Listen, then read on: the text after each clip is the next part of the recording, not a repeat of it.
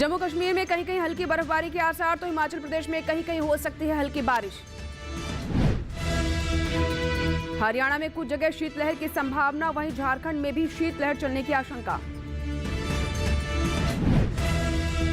उत्तराखंड में पाला पड़ने के आसार, मध्य प्रदेश में काफी ज्यादा ठंड रहने की आशंका, ऑरेंज अलर्ट जारी।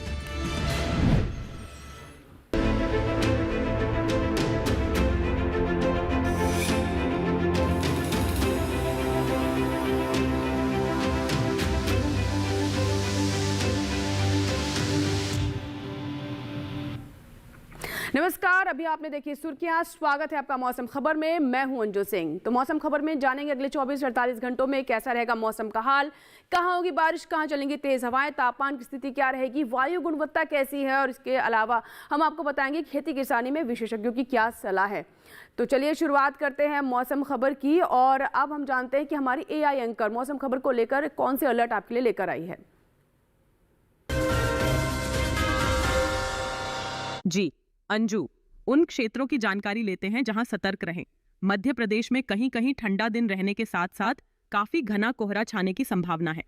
किसानों को सलाह दी जाती है कि वे खेतों में पानी जमा न होने दें, ताकि फसलों को ठंड और नमी से होने वाले नुकसान से बचाया जा सके।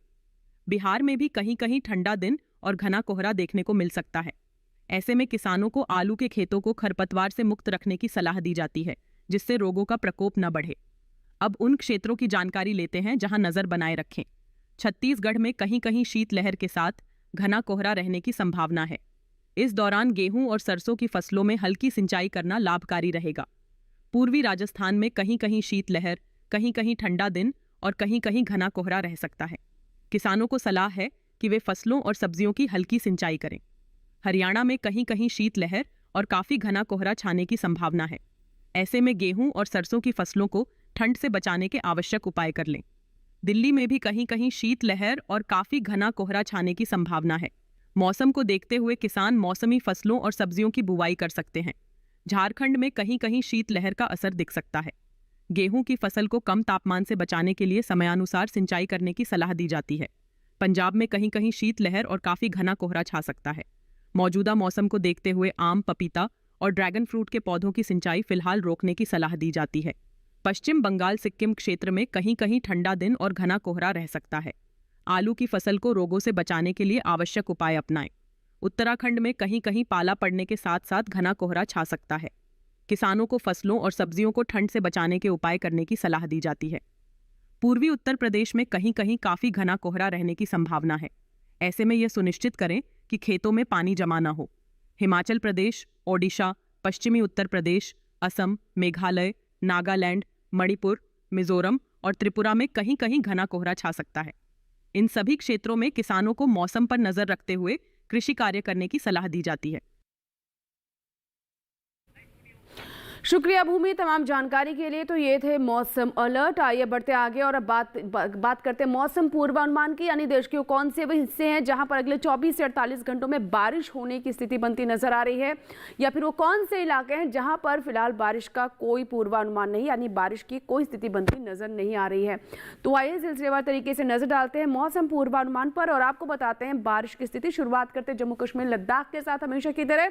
तो आप यहाँ पर देख सकते हैं कि फिलहाल यहाँ पर कहीं कहीं बारिश होने की संभावना है, लेकिन वही अगर हम नीचे आए जिसमें आप प्रदेश, पंजाब, हरियाणा, दिल्ली, उत्तर प्रदेश, उत्तराखंड देख रहे हैं, यहाँ पर बरसात की अभी कोई संभावना बनती नजर नहीं आ रही है। लेकिन हाँ, जम्मू कश्मीर लद्दाख में कहीं कहीं बारिश हो सकती है और इसी के साथ ही तापमान में और भी गिरावट होने की आशंका बनती नजर आ रही है। बढ़ते आगे और देश के जो दूसरे हिस्से हैं वहाँ पर बारिश का क्या हाल रहने वाला, बारिश होगी या नहीं होगी, इसके बारे में आपको बताते हैं और नजर डालते हैं पूर्वोत्तर के राज्यों पर, जिसमें अरुणाचल प्रदेश, हिमालय, पश्चिम बंगाल और सिक्किम की बात करें तो आप देख सकते हैं कि यहाँ पर भी कहीं कहीं बारिश हो सकती है। अरुणाचल प्रदेश की बात करें तो पूर्वोत्तर के राज्यों में वो राज्य है जहाँ पर अभी बारिश हो रही है, लेकिन वही असम, मेघालय, नागालैंड, मणिपुर, मिजोरम, त्रिपुरा, यहाँ पर बरसात नहीं है। बिहार, झारखंड, आगे पश्चिम बंगाल और उड़ीसा में भी बारिश के फिलहाल कोई आसार बनते नजर नहीं आ रहे हैं। आइए दक्षिण की ओर और जानते हैं दक्षिण के राज्यों की स्थिति क्या रहने वाली है, यहाँ पर बारिश होगी या नहीं।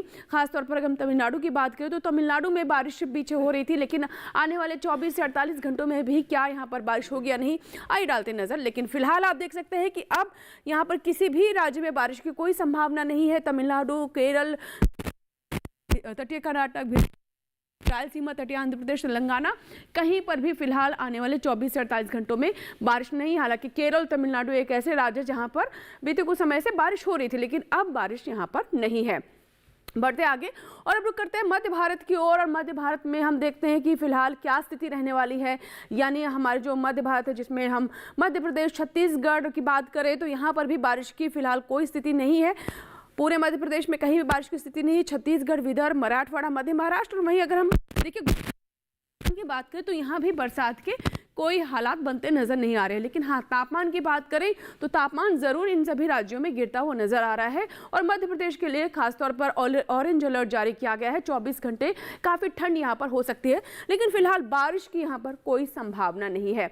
तो ये तो बात हुई मौसम पूर्वानुमान की, जिसमें हमने आपको बताया अगले 24 से 48 घंटों में मौसम का कैसा हाल रह सकता है, कहाँ बारिश होगी और कहाँ बारिश नहीं होगी।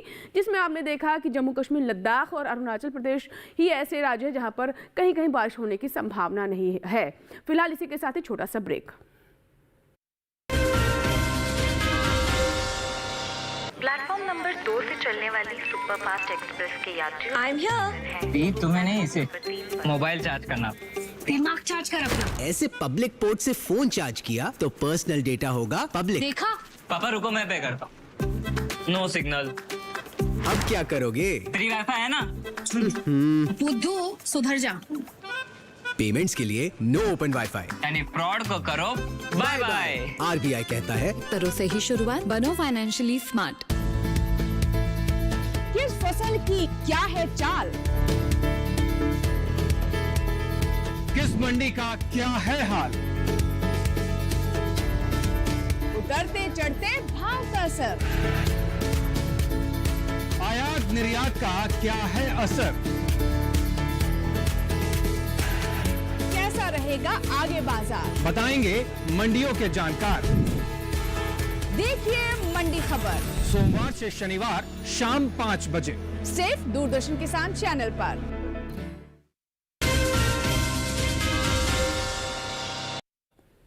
ब्रेक के बाद एक बार फिर आपका स्वागत है। आप देख रहे हैं मौसम खबर, और मौसम खबर के इस भाग में हम बात करते हैं तापमान के हाल की। यानी देश के कौन से क्षेत्र हैं जहां अधिकतम या फिर न्यूनतम तापमान सामान्य से ज्यादा रहा या कम रहा, कहां कैसी स्थिति रही, इसके बारे में तापमान के हाल पर हम नजर डालते हैं। तो शुरुआत करते हैं न्यूनतम तापमान के साथ, क्योंकि जैसा कि आप जानते हैं कि उत्तर भारत में सर्दियों का माहौल चल रहा है। तो सबसे पहले हम उड़ीसा की बात कर लेते हैं। यहाँ पर आप देख रहे हैं कि जो तापमान है वो सामान्य से 5 डिग्री सेल्सियस कम है। न्यूनतम तापमान यानी रातें और भी ज्यादा ठंडी हो रही है। लगातार जो ठंड का प्रकोप है वो बढ़ता जा रहा है। इसी तरीके से अगर हम पश्चिमी उत्तर प्रदेश के इटावा की बात करें तो आप यहाँ पर देख रहे हैं कि जो तापमान है सबसे कम जो है वो 2.1 डिग्री सेल्सियस दर्ज किया गया। अब बात करते हैं अधिकतम तापमान की, तो नजर डालें पंजाब पर, तो 1.6 से 3 डिग्री सेल्सियस के बीच में अधिकतम तापमान कम रहा। यानी दिन भी काफ़ी ठंडे हैं रातों के साथ साथ।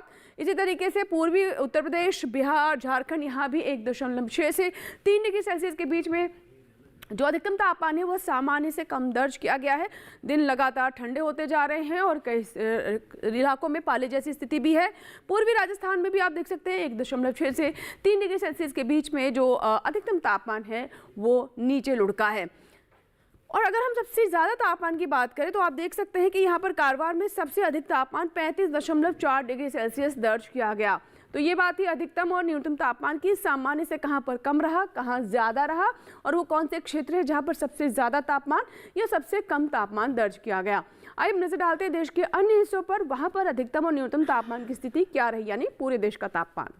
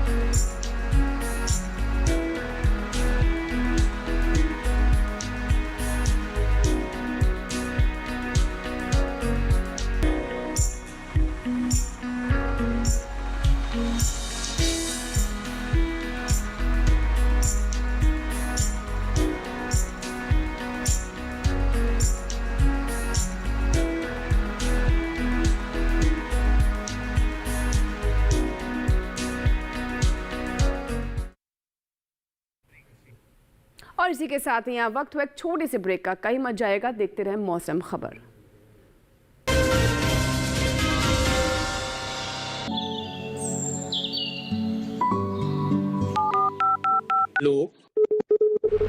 कार्यक्रम के पहले कॉलर जुड़ गए हैं। इस बीच हमारे पास कुछ ईमेल्स भी आए हैं। सवाल पूछिए अपना। में जो मकान पैदा करेंगे इनमें कौन सी सावधानी बरतनी है? गर्म इलाकों के लिए आप HRM 99 इनसे आप कुछ फल ले सकते हैं। जैस्मीन के पेड़ पे जैस्मीन उसको पूरी खुली धूप चाहिए। फसल में कीट लगा हो या कोई बीमारी, पशुपालन में हो कोई दिक्कत या चाहिए कोई जानकारी, फोन उठाइए, नंबर मिलाइए और कहें हेलो किसान। सोमवार, बुधवार और शुक्रवार शाम 6 से 7 बजे सिर्फ DD किसान पर।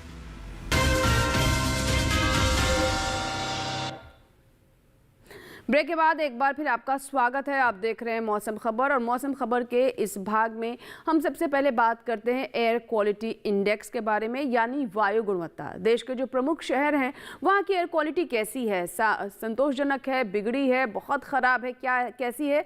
तमाम डिटेल्स के लिए आइए चलते हैं हमारी एंकर भूमि के पास। जी अंजू, सबसे पहले बात करते हैं दिल्ली की, जहां वायु गुणवत्ता कम खराब रही। यहां गुणवत्ता सूचकांक 245 दर्ज किया गया। पुणे की वायु गुणवत्ता औसत की श्रेणी में रही। यहां वायु गुणवत्ता सूचकांक 183 दर्ज हुआ। मुंबई की बात करें तो यहां की वायु गुणवत्ता औसत की श्रेणी में रही। मुंबई में वायु गुणवत्ता सूचकांक 122 रहा। कोलकाता में वायु गुणवत्ता सूचकांक 193 दर्ज किया गया, जो औसत की श्रेणी में है। बेंगलुरु में वायु गुणवत्ता सूचकांक 107 दर्ज किया गया, जो औसत श्रेणी में आता है। लखनऊ में वायु की गुणवत्ता कम खराब रही। यहां वायु गुणवत्ता सूचकांक 220 दर्ज हुआ। पटना में वायु गुणवत्ता सूचकांक 118 रहा, जो कि औसत की श्रेणी में ही है। उधर हैदराबाद में वायु गुणवत्ता सूचकांक 95 रहा, जो कि संतोषजनक की ही श्रेणी में आता है। अहमदाबाद में भी वायु की गुणवत्ता औसत रही। यहां वायु गुणवत्ता सूचकांक 111 दर्ज किया गया।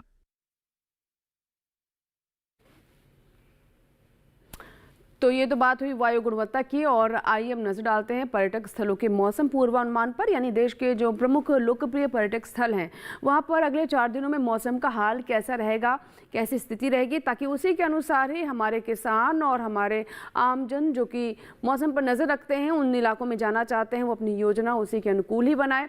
तो आइए नज़र डालते हैं हम पर्यटन पूर्वानुमान पर, और जिसमें हम सिलसिलेवार तरीके से आपको पूरी जानकारी देते हैं। सबसे पहले हम बात करते हैं जम्मू कश्मीर के। जम्मू की तो आप देख सकते हैं मंगलवार को यहाँ पर धूप और छांव का खेल रहेगा, लेकिन उसके बाद चटक धूप है। ठंड भले है लेकिन काफ़ी दिन के वक्त आपको गुनगुनी धूप भी महसूस होगी। आप देख सकते हैं मंगलवार को जहाँ धूप और छांव है, उसके बाद अच्छी चटक धूप रहने वाली है। अधिकतम तापमान मंगलवार को 14 डिग्री सेल्सियस और उसके बाद 15 डिग्री सेल्सियस पर कांस्टेंट रहेगी। लेकिन गौर करने वाली बात है कि न्यूनतम तापमान में कोई बदलाव अगले 4 दिनों में यहाँ पर फिलहाल नहीं होने वाला है।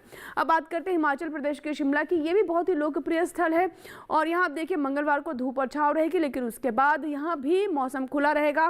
तापमान लगभग वैसे ही है, 14, 15, 16। आप देख सकते हैं कि जहाँ मंगलवार को 14 डिग्री सेल्सियस से अधिकतम तापमान, वहीं बुधवार और गुरुवार को 15। हालांकि शुक्रवार आते आते 1 डिग्री से तापमान में इजाफा हो सकता है। अब हम नज़र डालते हैं फिलहाल उत्तराखंड के अल्मोड़ा पर। तो आप ये भी देखिए कि यहाँ पर भी मौसम काफ़ी खुशगवार रहने वाला है। चारों ही दिन धूप रहेगी, यानी दिन के वक्त तापमान भले 15 डिग्री सेल्सियस है, लेकिन धूप से राहत महसूस होगी। और न्यूनतम तापमान देखिए, नहीं रात का तापमान वो काफ़ी कम रहने वाला है। मंगलवार को 3 डिग्री सेल्सियस, उसके बाद 2 डिग्री सेल्सियस, और हालांकि शुक्रवार आते आते फिर से 3 डिग्री सेल्सियस हो सकता है। अब हम नज़र डालते हैं उत्तर प्रदेश के मथुरा पर। तो यहाँ भी देखिए ये धार्मिक आस्था से जुड़ा हुआ क्षेत्र है। यहाँ बड़ी संख्या में लोग जाते हैं, लेकिन मौसम पर ज़रूर नज़र रखें क्योंकि कोहरा होने वाले है, विजिबिलिटी यहाँ पर प्रभावित होगी। तो उसी के अनुसार ही अपनी प्रिपरेशन करें। अधिकतम तापमान मंगलवार को 17 डिग्री सेल्सियस, बुधवार गुरुवार को आप देख सकते हैं 18 डिग्री सेल्सियस, शुक्रवार को 19 डिग्री सेल्सियस रहने वाला है। बिहार के नालंदा की बात कर लेते हैं तो यहाँ पर आप देखिए मंगलवार, बुधवार, शुक्रवार, गुरुवार, शुक्रवार चारों ही दिन यहाँ पर भी विजिबिलिटी यानी फॉग और मिस्ट की स्थिति रहेगी, विजिबिलिटी प्रभावित रहेगी। अधिकतम तापमान 16 डिग्री सेल्सियस मंगलवार को, बुधवार को 17, उसके बाद 19 डिग्री सेल्सियस। न्यूनतम तापमान आप देख सकते हैं पहले 2 दिन 11 डिग्री सेल्सियस है और न्यूनतम तापमान में भी आगे 1 डिग्री से यहाँ पर गिरावट हो सकती है। अब नजर डालते हैं असम के गुवाहाटी पर, तो यहाँ पर भी आप विजिबिलिटी देखिए काफ़ी प्रभावित रहेगी, फॉग और मिस्ट की स्थिति रहेगी, कोहरा रहेगा। और तापमान हालांकि आप देखिए तापमान उतना कम नहीं है, मंगलवार को 23 डिग्री सेल्सियस, बुधवार, गुरुवार, शुक्रवार को 24 डिग्री सेल्सियस और न्यूनतम तापमान आप देखिए मंगलवार को 15 डिग्री सेल्सियस, बुधवार को 14 और उसके अगले 2 दिन 13 डिग्री सेल्सियस पर तापमान बना रहेगा। अब हम रुक करते हैं यहाँ पर दक्षिण की ओर, तो तमिलनाडु की ऊटी की बात करें तो मंगलवार को यहाँ पर फॉग और मिस्ट की स्थिति हो सकती है, लेकिन बुधवार, गुरुवार, शुक्रवार को यहाँ पर बारिश हो सकती है कुछ एक इलाकों में। और न्यूनतम तापमान आप देखिए 8 डिग्री सेल्सियस, 7 डिग्री और उसके बाद 9 डिग्री सेल्सियस। अधिकतम तापमान पहले 3 दिन 17 डिग्री सेल्सियस, शुक्रवार को 16 डिग्री सेल्सियस, यानी कहीं कहीं थोड़ी बहुत बारिश हो सकती है। नजर डालते हैं अब राजस्थान के उदयपुर पर, तो ये देखिए जिसे हम कहते हैं झीलों के लिए जाना जाता है उदयपुर अपनी खूबसूरती के लिए, लेकिन तापमान 21 से 22 डिग्री सेल्सियस रहेगा अधिकतम तापमान। न्यूनतम तापमान आप देखिए काफ़ी उतार चढ़ाव है, 9 डिग्री, 7 डिग्री, फिर 8 डिग्री सेल्सियस, लेकिन यहाँ पर भी कोहरे की स्थिति रहेगी, तो सावधानी बरतने की आवश्यकता है अगर आप उदयपुर में रहने वाले हैं या फिर यहाँ जाने की सोच रहे हैं। किसानों को भी उसी के अनुसार ही अपनी कृषि क्रियाओं को आगे बढ़ाना है। मध्य प्रदेश के चित्रकूट की बात करें तो इसे भी राम की नगरी के तौर पर जाना जाता है। मंगलवार, बुधवार, गुरुवार, शुक्रवार चारों ही दिन यहाँ पर भी फॉग और मिस्ट रहेगी। न्यूनतम तापमान 6, 7 और 8 डिग्री सेल्सियस, यानी न्यूनतम तापमान में काफ़ी उतार चढ़ाव है। हालांकि अधिकतम तापमान पहले 2 से 3 दिन 22 डिग्री है और शुक्रवार को ये 23 डिग्री यानी 1 डिग्री से इसमें इजाफा हो सकता है। तो ये तो बात हुई जो हमारे पर्यटक स्थल है वहाँ पर अगले 4 दिनों में मौसम का कैसा मिजाज रह सकता है। और आइए अब खेती किसानी के लिए रुक करते हैं हमारे AI एंकर कृषि की ओर, जानते हैं वो क्या विशेष आपके लिए लेकर आ रहे हैं।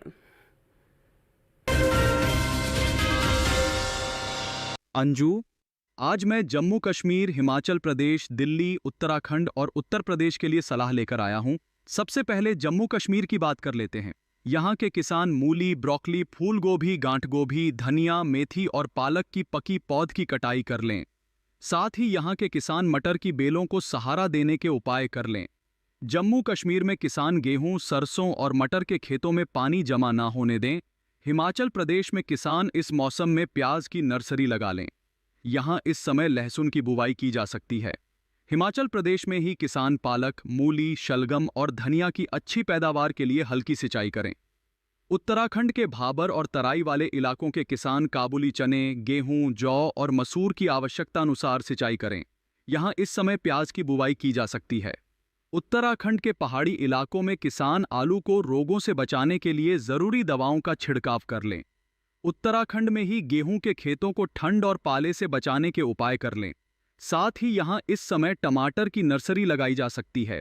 यहाँ के किसान टमाटर की नर्सरियों को ठंड से बचाने के लिए इन्हें प्लास्टिक शीट से ढककर रखें। दिल्ली में किसान गेहूं की 25 दिन पहले बोई गई फसल की पहली सिंचाई कर लें। यहाँ इस समय पालक, धनिया, मेथी, पत्ता गोभी, फूल गोभी और गांठ गोभी की बुवाई की जा सकती है। उत्तर प्रदेश के पश्चिमी मैदानी इलाकों में किसान फूल गोभी, पत्ता गोभी, ब्रोकली और टमाटर के नए पौधों का रोपण कर लें। यहाँ के किसान इस मौसम में आलू की समयानुसार सिंचाई भी कर लें। शुक्रिया कृष, तमाम जानकारी हम तक पहुंचाने के लिए। तो खेती किसानी से जुड़ी महत्वपूर्ण जानकारी हमारे AI एंकर कृष ने आप तक पहुंचाई। फिलहाल अब बात करते हैं आज की फसल की, जिसमें आज हम बात करने वाले हैं एक ऐसी फसल के बारे में जो व्यावसायिक दृष्टि से बहुत महत्वपूर्ण है और खास तौर पर उन किसानों के लिए जिनके पास या तो कम भूमि है या फिर भूमिहीन है। जी हाँ, हम बात कर रहे हैं मशरूम की। मशरूम एक ऐसी फसल है जो कि प्रोटीन रिच होती है, हमारी अर्थव्यवस्था के लिए, हमारे पोषण के लिए बहुत महत्वपूर्ण है और वहीं खेती के लिहाज से भी ये काफ़ी पॉपुलर हो रही है। अगर आप भी मशरूम की खेती करना चाहते हैं तो देखिए ये रिपोर्ट। मशरूम, जिसे खुम्ब भी कहा जाता है, स्वाद और पौष्टिकता से भरपूर है। इसमें काफी मात्रा में प्रोटीन पाया जाता है। अलग अलग मौसम के हिसाब से इसकी कई किस्में मौजूद हैं। खासकर उत्तर भारत के मैदानी इलाकों में सफेद बटन मशरूम, शिटाके मशरूम, धान पुआल खुम्ब, ऑयस्टर मशरूम और दूधिया मशरूम की खेती की जाती है। अलग अलग किस्मों के कारण ही अब साल भर मशरूम की पैदावार संभव हो पाई है। एक रोचक बात यह है कि गर्मी के मौसम में पैदा होने वाला दूधिया मशरूम भारत की ही देन है। दूधिया मशरूम को फरवरी से अप्रैल तक बोया जा सकता है। इसके अलावा शिटाके मशरूम को सितंबर से फरवरी के बीच बोया जा सकता है। ऑयस्टर को ढींगरी मशरूम भी कहा जाता है। इसकी खेती लगभग पूरे साल की जा सकती है। मशरूम की बुआई के लिए कंपोस्ट तैयार किया जाता है। कंपोस्ट गेहूं के भूसे या धान के पुआल, गेहूं या धान के चोकर, ammonium sulphate, urea, potash, gypsum और शीरे से तैयार किया जाता है। भूसा 1 साल से अधिक पुराना और बारिश में भीगा मशरूम की फसल बहुत तेजी से बढ़ती है और इसलिए बाजार का इंतजाम बेहद आवश्यक है। और हाँ, जंगली मशरूम और खाने वाली मशरूम अलग अलग होती हैं, इसलिए मशरूम के लिए नजदीकी कृषि विज्ञान केंद्र या कृषि विश्वविद्यालय से ट्रेनिंग जरूर लें।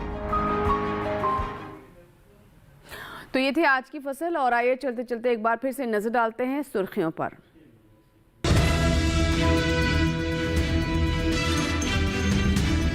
जम्मू कश्मीर में कहीं कहीं हल्की बर्फबारी के आसार, तो हिमाचल प्रदेश में कहीं कहीं हो सकती है हल्की बारिश। हरियाणा में कुछ जगह शीतलहर की संभावना, वहीं झारखंड में भी शीतलहर चलने की आशंका। उत्तराखंड में पाला पड़ने के आसार। मध्य प्रदेश में काफी ज्यादा ठंड का ऑरेंज अलर्ट। तो ये था हमारा आज का मौसम खबर और चलते चलते आपको बता दें कि आप हमारा ये कार्यक्रम यानी मौसम खबर यूट्यूब चैनल पर भी देख सकते हैं। इसके लिए करना बस आपको ये है कि टेलीविजन स्क्रीन पर दिखाए जा रहे इस QR कोड को स्कैन करें और यूट्यूब पर भी देखें मौसम खबर।